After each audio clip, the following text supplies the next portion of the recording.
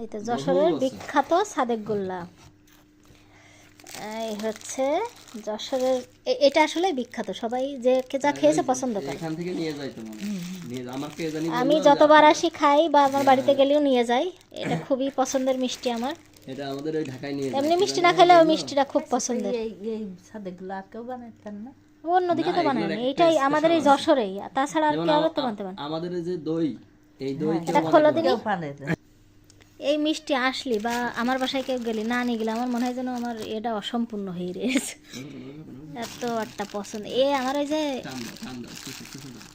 দাঁড়াও একটু নামাইনি, তারপর দেখাচ্ছি। এই যে এখন নামাই ফেলেছি, এখন এই মিষ্টি আমি হাত দেখাই। হাত দেখার স্বাদ একটা আলাদা। বিসমিল্লাহ।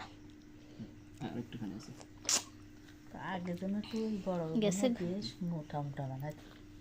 গলা চুলকানোর মতো হয়। ওই পাশে পানি দাও দিন, খুশখুশ করে। ওই পানি দাও দিন, নাকে হচ্ছে